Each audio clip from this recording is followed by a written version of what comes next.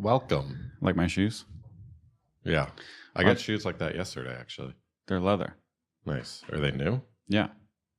Where'd you get them from? They have a worn look, if that's why you're asking why they're brand new and they don't look brand new. They're from Fry. It's fancy. Fry's like the computer store. Do you know what Fry's is? No. It's like a giant computer store in California. Oh, really? It's like the place where warehouse. you go in and you're like, oh, look at all these motherboards. Yeah, I know exactly the kind of place you're talking about. They're leather, though, which is good because in New York, every time you step in a piece of dog shit. Whoa, dude, we were recording. For the kids, man, let's keep it PG. We're only allowed to curse if we're talking about Ember.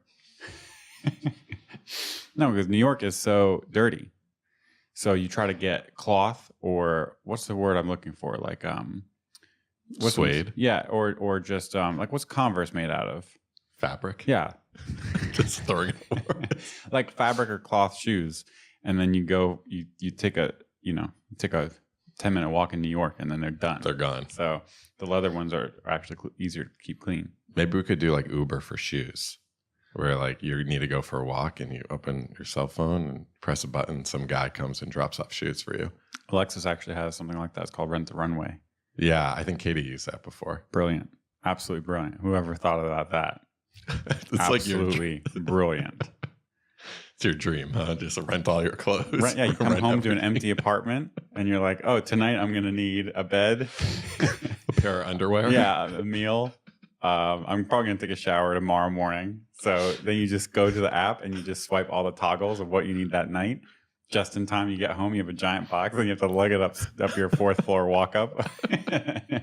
No, but then you rent someone to help you do that. So yeah, everything's just in time. You wake up, you push a button, just as I go like this, someone comes and puts a toothbrush right in my hand. Toothbrushing on demand. While I'm doing that, someone's putting deodorant on me. Yeah, it's efficient. Right? Everything, you don't own anything. That's how you live. That's how you have to live in 400 square feet. It's like, that's just the reality of it. Pros of working at a WeWork. Cinnamon donuts. Apple cider donuts. Cons of working at a WeWork. Potentially stealing someone's apple donuts and getting kicked out of the office. Unrelated note, those apple donuts were pretty good. It's business risk, like risk to the business, stealing donuts, losing office space. I just got Mirage working on CodeSandbox. Nice. Yeah, it was really cool. It's weird. You go to CodeSandbox and you click Create Sandbox and you click Ember. And it uses an Ember template. No, it uses a Node template. I had some issues, but they were completely unrelated to CodeSandbox. When you click Create Sandbox and you click Ember, it has all the package JSON stuff set at like Ember CLI 3.5-beta 2 or something like that. Where does that come from? Is that like a global just CodeSandbox config? I have no idea. Okay. But 3.5.1 is the latest release right now. So I pulled down, you can click like download. I just download the whole thing as a zip and it's like a full Ember CLI project. And then I run npx Ember CLI update. It updates the package JSON, a few other things. And so I made those changes and I was having some trouble, but it was nice because I could just kind of download it locally, fix the things, and then like push the changes up. Not push the changes up, but actually make the changes on CodeSandbox. So I don't really understand how the Git stuff works, but there is a way, if you have a GitHub repo, you can click new from GitHub repo. The URL is going to be like CodeSandbox/GitHub/ and then org, owner/repository. Yeah. Stay up to date. I've done this before. But then you don't make changes on CodeSandbox. You because it's always synced to like master on GitHub. So then I was trying to do like, we should have like an EmberMap /Mirage boilerplate, which is just like a bare bones Ember app with Mirage. And every time we bump Mirage or Ember, we can just bump it, push, and then that way, like in the issue template, it should just work. But I was having trouble getting that working too.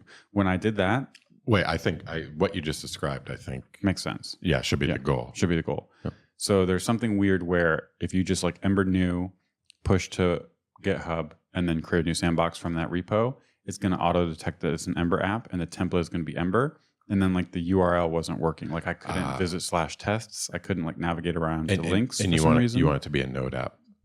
And then the thing that exactly when I had clicked create new Ember app from CodeSandbox, the template was Node and everything worked swimmingly. Like it was the router worked, the URL worked, and I could actually visit /tests and see my test running. Cool. There is we can put something in GitHub like a .CodeSandbox that configures it. Oh, cool. Because I was messing with this. I tried to get, EmberMap CMS, the app we kind of use for our videos. Yep. I was trying to get that running on CodeSandbox because I thought that would be a pretty cool way to shoot the video and share the code.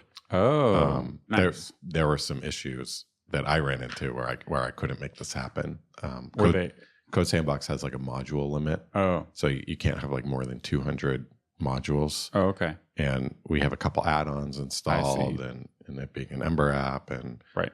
I think we're at like 16 gigs of modules now. And yeah, that will be interesting to see. Okay, well, maybe next I'll try the Mirage boilerplate because that would be awesome to just be able to, you need to update that. You just work on it as you would a normal Ember app. Yeah. Find some like existing thing on CodeSandbox and it's like a .CodeSandbox or it's dot file with configuration in it. But then I can say template node basically. I have no idea what you can do in there, but probably, right? And then we were talking just this morning, like they have like deploy. Also, it's like live. CodeSandbox is amazing. You change it, and everyone who's looking at that URL gets it. It's like live updating, and they have like a deploy button that you can like deploy your app to now. So it's like now. So I was like, also we've been talking about running Mirage in server land.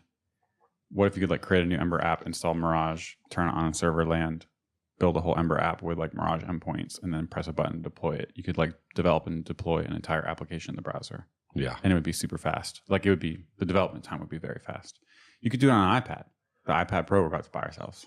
Well, it's not only the development time, because remember we played with React hooks a few weeks ago. Yep. And which a few weeks ago they're like totally deprecated now. Yeah.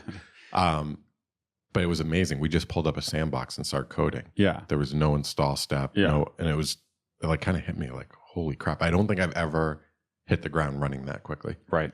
Yep. And the fact that they have like it's a pretty good editing environment that has like, it has like Prettier installed. I've never used Prettier before. I know what it does. It's awesome. I've just never taken that hour time to get it configured and understand how it works and stuff. The fact that this just has it out of the box means I was using it and I've never used it in my personal environment. So it's like pretty awesome. Are you going to install Prettier in all of our projects now? I want to. Yeah. I don't know how it plays. I think if we had it, I would want it. I wouldn't want it to be. I guess it's better having it in JS and not HBS than not having it at all. But I would want it in HBS. I know that they just added support for HTML, so I wonder if it would work with HBS. I see. So that would be the biggest win for me because like, when do you put arguments on new line, like arguments to components, like attributes and stuff? So I would love for all that to just be boom. And like for making videos too, you just like coding and saving it. Those little typos are the things that trip you up when you're trying to make videos. So I think it'd be awesome to have. But yeah, man, like this really makes me want to, I would love for that to be the way to develop apps. Like in the browser, it's a constrained environment. It's like, imagine teaching a workshop, all the differences that just evaporate if everyone's using that shared cloud development environment. Less differences, but I just like this. I hate configurability. I love the idea of like everyone working in a similar, like just having more and more constraints in the environments and everything, and not like what are just some apps where you have to, it's like a Rails app, but it's like a Rails app plus, and like you go to create it and install it. Oh, by the way, you have to like do this thing to your database. Yeah. You know what I'm saying? All those things. Here's some MySQL configuration that, and you got to change it globally. Right. So yes. I mean, it's like even before Ember, like we didn't have like, oh, here's how you give me your Ember app. I know exactly what to do. Yarn install Ember serve. Yep. Or now it's like, give me your JavaScript app, yarn install, npm run serve or something like that. It used to not, like 4 years ago, it wasn't like that. It was like, how do I run this thing? So I don't mind that different apps have different setup steps. It's just you as a developer. One interface. Yeah, use it. You can hide those details, and something like CodeSandbox makes it easy to hide those details. And it hides even more details too. Do I need to have Ember installed globally for these generator commands to run? Do I need, all that kind of stuff? Just don't even need to answer Do that I need question. Node SAS installed? Like whatever it is, right? Again, like more and more of it is going into like the yarn lock file and all that stuff, but even more of the environment having the services running and all that would be just so cool. Yeah. So I just really love the promise of that. Agreed. So I've been turning on more FastBoot stuff for EmberMap. So I'm pretty confident with our sort of FastBoot architecture, and sort of our plan was we were only going to FastBoot certain pages to certain user agents. And then as we saw fast response times and no errors, we would start to enable it for the rest of the site. And so I'm at that point, and I'm pretty much going into like all of our popular pages and just sort of turning them on for everyone, saying like every page is fast booted for any user agent. And one thing I noticed is, surprisingly, we use screen with Ember screen, Ember media, Ember responsive, something like that. But it's a service that gives you the browser like width, basically. So in your handlebars template, you can do if screen is large, show this, else do this. And if you asked me like how often do we use it, I'd say like, yeah, we use that, but not often. We use like CSS a lot, and we use CSS for like the responsive screen stuff. But there's some stuff where we just want to like, I don't know, enable an extra section or render more components, and for that we'll use Ember screen. We use it a lot. Yeah. Like a lot, way more than I would have guessed. I use it a lot.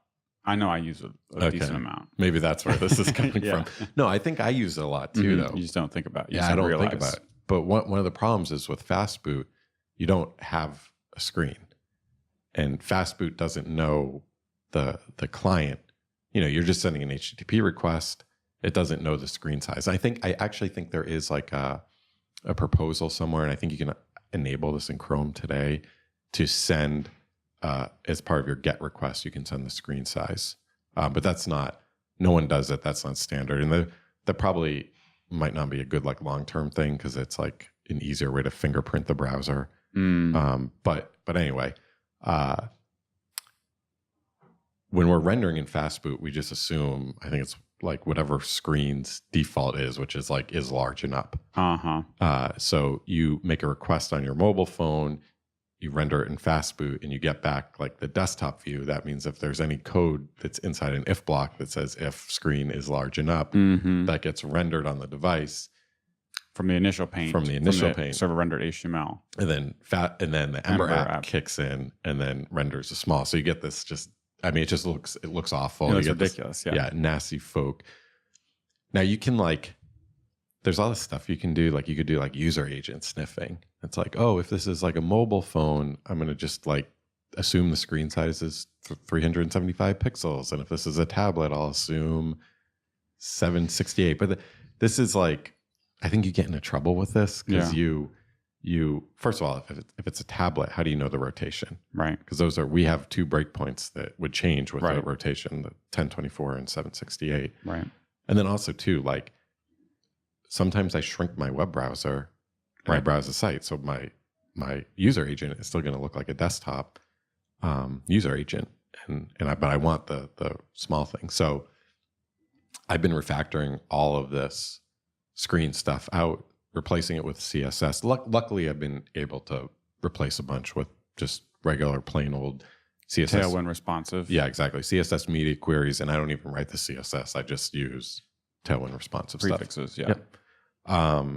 Some of the other stuff I tweak and like re-architect. Like I think on our blog post page, we were like showing like truncated intro text, and we were changing the truncation size based on the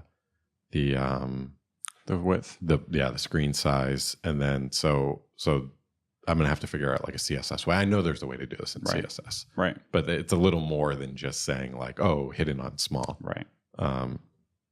But yeah, it's interesting. So yeah, some of my thoughts here are like first, it seems good to delegate more work to the browser. Like if you can do stuff in HTML, CSS, it's pretty good because it's super fast. I mean, that's why we're server rendering HTML in the first place, right? Because there's nothing faster than the browser painting HTML, even if Glimmer is running on a VM, right? Or React, yes. whatever. Like, so in the same way, having CSS in control of the layout and giving it as much information as possible to be as intelligent as possible about the first render seems like a smart thing. One of the things I really like about Ember Screen, Ember Responsive, these kinds of things, first is that when there's a significant layout change, you almost do want to see like that big if-else block. I mean, absolutely, yeah. Because it just adds clarity. So I wonder if there's something where we can get some similar API that gives us some control flow-ish declarations in the template, but maybe like just desugars to like CSS media responsive queries. Yeah, I don't know, because there's a nice thing about the big if-else block, knowing that like if the condition is false, that none of those components in the if block are rendered. Right. And you don't have to, you think about their life cycle as not being rendered. Right. Where if it's like we're always rendering them but hiding them, now they have like this, there's like an extra life cycle almost here. Yeah, that was something we ran into, right? Because one of the components was like a data fetching component, and it did both things, right? Yep. So that's like you actually want to force separation if possible, because yeah. So that's another one. That's one of the ones that's not as easy to solve with CSS. We're going to have to move the data fetching outside into another component, ancestor, and then lift it up in the tree. Yeah, ancestor, and then do the switching below. Yeah, which is nice. I think it tells a nice like composition. Totally. Yep. Other thing I thought about is the testing story with the screen services are so nice, because we've done in the past where we've actually had bugs, and then I went back and I was like, yeah, we don't have coverage for the mobile here, and like the mobile nav is not rendering, so it's like pretty bad that this is not covered. And you can just stub in the test, you can stub the service and say, hey, render this for a small screen, and then assert against it. Yeah, that's a really good point. So I wonder what we can do there. So you can, since we run all of our tests in headless Chrome, we can specify a screen size. Okay.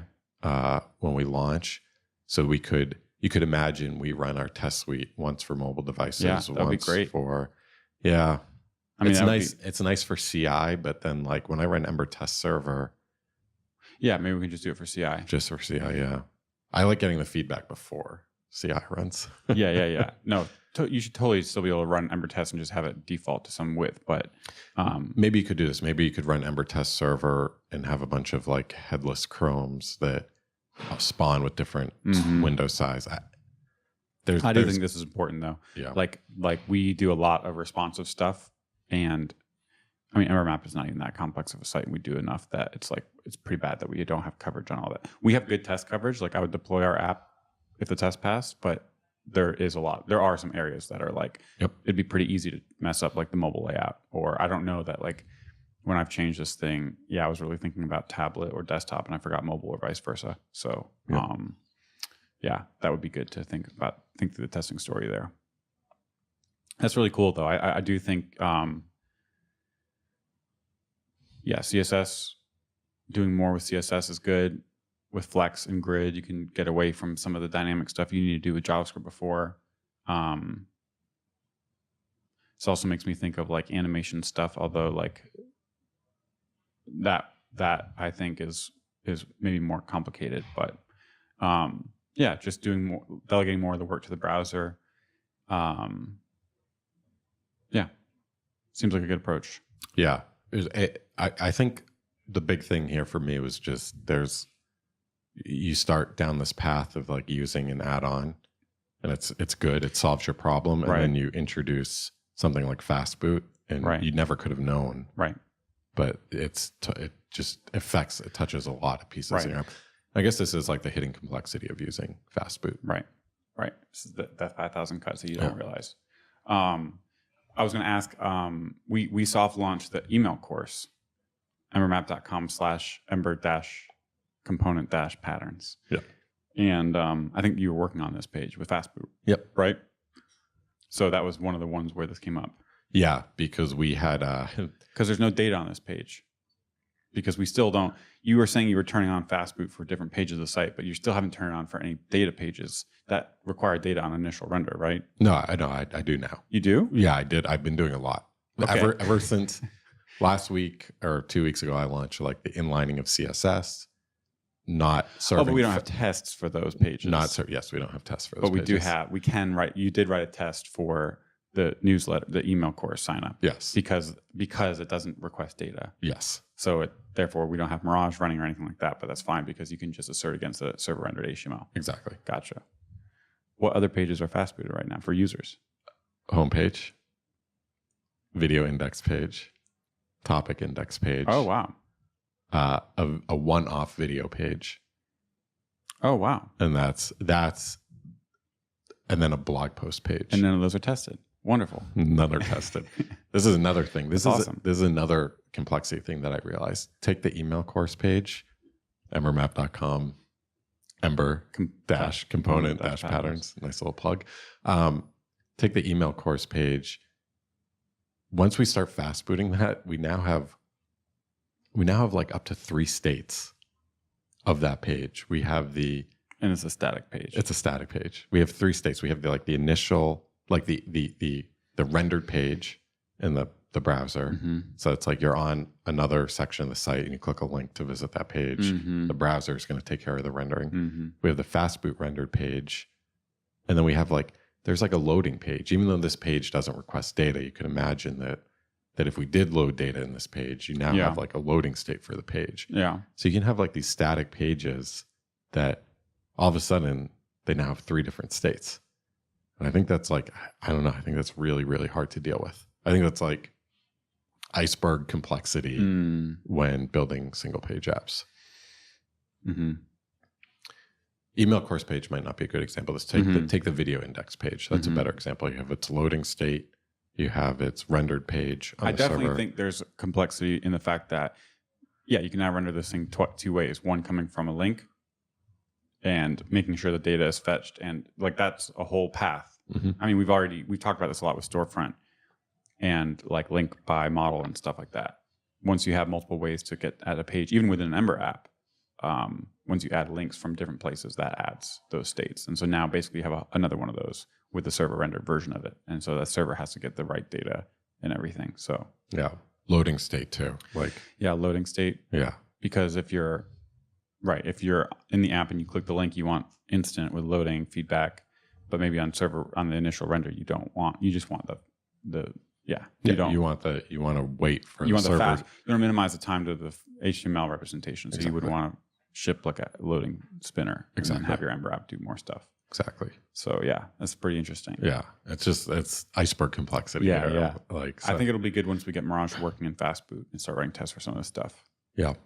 Will we ever be able to write tests that's covers FastBoot and FastBoot rendered and Ember rendered page transitions? No, but luckily the FastBoot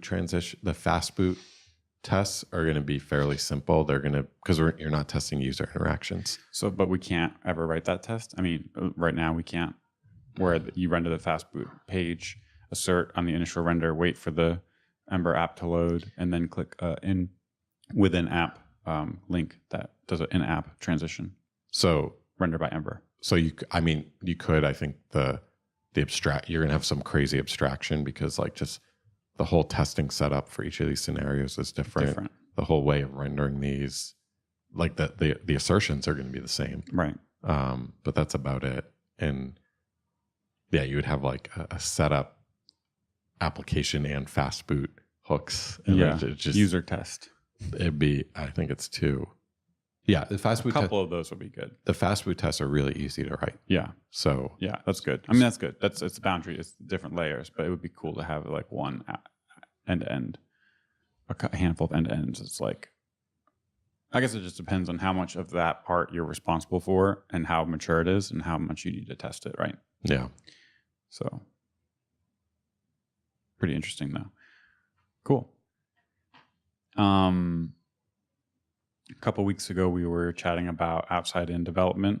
We were talking about some friends of ours who are working on products and some of the products we've worked on in the past, and doing designs in Sketch with the email course, starting with the design and then kind of going backwards, kind of going down the stack. I feel like we had something controversial to talk about, and now I'm trying to remember. Yeah, You remember? So some folks, I think me 5 years ago, it's also in this group, would have said like, just start wherever you're comfortable. If you're building a new product, start wherever you're going to be able to get like the most stuff out. Start with the back end. If you're building a back end, you can start with the back end, and that will help you. You can build like a minimal back end, and then that will only expose the pieces that you need to the front end. And so there's an argument that where do you start when you're doing product development? Right.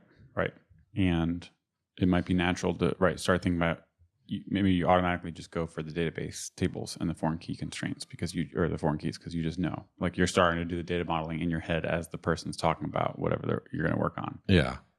It's also something, it's like, that's how the data is going to be like stored. Right. So might as well get to that point as quickly as possible. Right. That's the stuff that changes the least, even if the UI changes.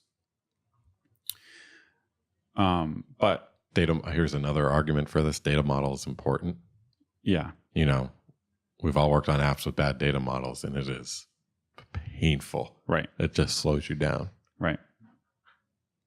So why is this wrong? Yeah. So I've come to believe that you should always go kind of outside in, always on everything, to the extreme. To take this specific point, the data model is painful because the data model is wrong. But the follow-up question is, wrong for what purpose? And the answer is for the purpose of this particular UI you're constructing, or the particular use case of a consumer. So that's why it's painful. Yeah, because the UI is trying to do some query or something that's not supported by a data model. Well, I would say like on data models that like I've written or I've used that are bad. Right. I would say that, there's like a business case that comes up and you can't adjust to it. Right. So this is like, I think I say this like as a strong point, and I think today there's a lot of this that's not there yet. And like, maybe if I was just working on something, like maybe I would just start coding in Ember or something, or where I'm comfortable. But like the way we code with Mirage, where we use something like that to help us figure out our data model earlier, because it's like faster than running data migrations. Even higher level than that would be like doing things in Sketch, which if you don't know Sketch, it might be slower, right? I think today, like the reality, it still makes sense in a lot of ways to do things that's most comfortable to you. But I also think there's big benefits to moving towards this. But I think in the future, I think it's just going to keep going towards this place. Part of this is like the backend becoming commoditized. Like, we're not going to be writing Rails servers for the rest of our careers. We're going to be using something like Firebase. It's going to be more like rationalized and flexible enough that we feel like aren't going to get stuck into something. But like writing the controller methods in Rails server is just going to be, we basically do the same thing every time. So it's going to be abstracted away eventually. And I think that's just going to be true of more and more pieces of that. So when that's true, like, it's the outside that determines every step below it. We've experienced this ourselves with EmberMap. In particular, the homepage had a big the design of the particular design of the homepage had a big influence on the actual data modeling in the back end. Yes. And sometimes you can say like the data model exists apart from the UI, but in this case, this is a good case where I don't think that's true, and I think this is a good case that highlighted that that the data model actually derived from the UI in a sense. Yeah, we could have come up with 3 or 4 different ways to model that. Given the problem, we could have come up with 3 or 4 ways that would have satisfied. Hey, we have videos; they need to be in bookshelves and they need to be displayed on the homepage. Right. But I think once we actually had the design, and we had the Ember code, it was clear about this is the actually how we're going to do it. Right. Right. And I've seen some folks starting some new apps on Twitter, and they again, our heads down coding for a long time, and then only kind of at the end getting around to like the UI, because they know what the modeling is going to do. But again, this is a part where I think more and more so in the future, as the front end tools get better and easier to work with, there's going to be more of that done ahead of time. And it's just like what we recommend to clients that we work with, is that the more stuff, engineering, even if you think the engineering stuff is still the most expensive. And if you can learn anything before you start writing code, it's better. Yeah. So all the way from us, the way we use Ember and Mirage in particular, like this is kind of like a microcosm, but we have like a fully tested and developed feature with Ember and Mirage before we've touched Rails. And like the quote backend that's needed for that feature could have changed several times just to support that. But by the time it's ready to go, then we go to the backend and just make our changes there pretty easily. Yeah. And I guess it's kind of true with like doing more stuff in Sketch. We have the design ready before we've written a single line of CSS. Right. We know exactly how it's going to look. Right, exactly. That design is going to change a whole bunch, but there's no CSS written. Right. What about further? Like, how can you? Yeah. So we were thinking about this. So because we were talking about some of this Mirage stuff that we've been toying with and what direction we want to go there. And there's some different ideas for like product ideas we have for like how we could make some services around this.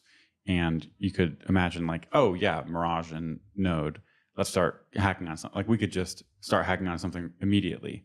Like let's just, get a Mirage server working for some purpose of development and testing. Oh yeah, that's going to look very simple. It's going to be like, we're going to have Amazon involved. We're going to write a Node server for this and just start writing something. But it's like, you haven't really thought of what you're doing. You haven't really thought of what the value proposition of whatever you're building is. You might have some vague idea in your head. And so you know that this thing that you already have started building is going to enable something. But it pays to think about it thoroughly and start, what we always say, start from the end. So you can even think about going ahead of Sketch. And Sketch is a good place to start because it's constrained. It's like you're not imagining coding, and like we're familiar with Mirage and Ember and all these tools. So we can imagine like, oh, just install an add-on. But like, what does it look like kind of for someone who just comes across it? You can go above that and think about like an email or a tweet and say like, what is the problem you're solving? And what would a tweet look like where someone is tweeting something? Imagine again, like the React hooks tweet. That's like, what is that? What is the crystal clear way to introduce that concept and what problem it solves? Tired of getting bit by this in JavaScript? Want an easy way to share like your components in a more composable way? Have you ever been bitten by like a tree of nested components just to share functionality? Check out React hooks. And so then you're already thinking about something different going into it. Like you're being product minded, like you're going at it from the product angle. Yeah, it's good. And that's also going to drive all these you're going to have to make a million decisions, especially when you start coding. Yes. And that having all that stuff already done is going to drive and act as a compass when you're. I think this is the thing that I think there's more nuance than sometimes people think there's like a correct way to model. But let's talk about modeling the database. Mm-hmm. But I don't think that there's a correct way to do it. I think it is definitely a function of all this other stuff. And what's that quote about the structure of like your data mirrors like the communication structure of your organization? Yeah, it's like a Metcalfe's law, something like that. It's like the structure of your services. It mirrors the structure of communication in your right. work. Yep. Exactly. And like thinking about how you communicate and talk about your product is an aspect of this, and like how it's talked about, how the user plays a role in it, the customer plays a role, like what the value is. So I think all this stuff does filter down. So I think and again, starting at the end is like, what's the cheapest way to do this? See, you could send a tweet out and not have anything done and see what the response is like. That's where I really like starting at the end. It lets you basically it makes things less and less costly. Right. Right. I don't know like if they follow like some sort of like scale. Yeah. Or like function. Yeah. But yeah, you can imagine that Sketch is cheaper than coding. Right. Building a front end only is cheaper than building a front end and back end. Using YouTube is cheaper than building a website. We talked about this with EmberMap, right? Yeah. Where the first thing we did was make a website for EmberMap and then make a video series. And so we didn't get feedback for months. Whereas we could have made a single video and iterated on video style and content and gotten feedback. And if we were to go back and do EmberMap from the beginning, that's exactly what we would do. Yep, totally. Yeah, I think this can and should apply to basically all products, because at the end of the day, the value of your code is derived from the value it provides the users. And so the correct database design doesn't exist in a vacuum. It all derives from the thing at the end. So why not start there and truly understand what it is what value you're providing? So I like that idea of like, we've never actually tried it, but I think we will. It's just like, putting a tweet out that maybe even demonstrates like this kind of golden path, this like ideal story that you want to tell. What if it exists? Like you could even CodeSandbox, right? What if you could write a whole app in your browser and it was automatically synced and live updated for anyone who wanted to see it? Like, that's super hard to build. You'd want to hopefully get some feedback on that. Now, you have some intuition about this being a good idea, like entrepreneurs usually do, because they are kind of going into the unknown, and so sometimes they have to take a leap. But they're taking an informed leap, and they can also scratch their own itch. Yes, exactly. But you want to make sure you're scratching other people's itches too if you're going to start a business around this problem. So like you can imagine a tweet, and CodeSandbox could go a million different ways, and he could have worked on X feature, Y feature, Z feature first, and putting something out there and getting feedback on it is a great way to figure out what resonates most closely with people. So I just think there's a lot of lessons that we can learn there. And if you think about how we typically develop either products at work or even open source libraries, a lot of it is just, I'm just going to go work on the next thing that's in my, but like we're not getting feedback on things. How can we better get feedback and, put our feelers out there and get some sense of what's important to people? Yeah. I mean, just faster feedback loops means the easiest way to get that is smaller amounts of work. Right. Really, really hard to hear as a coder, though. Yes. Because I want to code. Yes, I know. I can't. It's like, you have a new idea for something and all you want to do is just start banging out the implementation. I mean, honestly, it's like the most tempting thing to do. But the implementation is going to yield this magical thing, because code is magical, which is why we want to go there. But if you can just hit the brakes and paint that magical picture in like a fake video or not to be deceiving, don't be deceitful, but say, what if, would this be interesting? Yep. You could put 10 things out like that and see which ones resonate the most. Yeah. And that could tell you a lot before you ever start writing a line of code. Because even if you want to dive into the implementation, the reality is you're going to spend the next weeks or months on something, and it means you're not coding something else. Yep. And also too, it's not, just to be clear, it's not like you have to write a tweet, you have to make a video. It's just finding the cheapest way possible to express your idea. Maybe it's like a whole series of blog posts. Right. Or maybe it's a couple tweets. Maybe it's a bunch of like discussed posts. But the idea, Yep. So I think it's just, I think more and more teams and individuals are going to do this. We've already seen it, but they're going to keep doing it. And that's going to drive, I think it's part of what's driving these tools like the sketches and the modules and framers and all this stuff. Because you're going to have solo people who are like full stack developers who are trying product ideas, and they're used to just like diving in like, oh, I need to make a blog. Yeah, I need to make a blog, new Rails, new app, start doing the database, boom. But instead, they're going to be driven to this front end thing. And so that's going to be that's going to take more of their attention and focus at the beginning, especially. And it's going to be more valuable for people. All else equal, the person who has more is more well-versed in those front-end tools is going to be more successful. And the companies that do that more are going to be more successful. So I think we're going to keep seeing a lot of innovation in those areas. Whereas like we're not seeing innovation in like the back-end areas as much. Or like... I see. Okay. Yeah, that's just like a prediction I would make. That, the back-end relative to the front-end stuff is going to become more and more commoditized.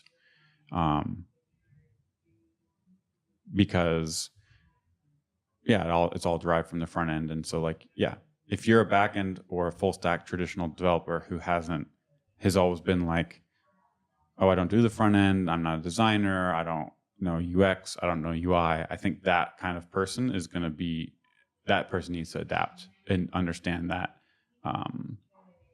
Like there's still going to be a role for specialized folks like that, but I think it's going to be less and less. And I think it's better to understand the front end stuff. Yeah. I mean, yes, you can do I can just look at my last couple 10, 20 years developing, but backend teams, every time backend teams get smaller and smaller. Yeah. There's no more DBAs, right? Yeah. I mean, there are some companies, but seriously, I think back to like 2002 where, there were like 3 guys that were deciding what the database table looked like. And it's just, you don't need that anymore. Right. Pretty interesting. One day we won't be writing HTML or CSS. Yeah. Well, that's be the dream. That's a logical conclusion here is that you're just making sketch and pressing a button that says deploy. Yep. Maybe writing a tweet and then saying, you have an app. feeding your tweet into an app generator. Still need state machines though. Somewhere. They'll live somewhere. Cool. Okay. I think that's it for this week. If you enjoyed this show and want to help others find it, leave us a rating or review on iTunes. Have a good Thanksgiving, everyone in the U.S., I guess. Everyone who celebrates Thanksgiving. Just the U.S., right? Yeah. But do people... I think there's Canadian Thanksgiving. Oh, yeah, there is Canadian. But it's it was 2 months ago. Okay.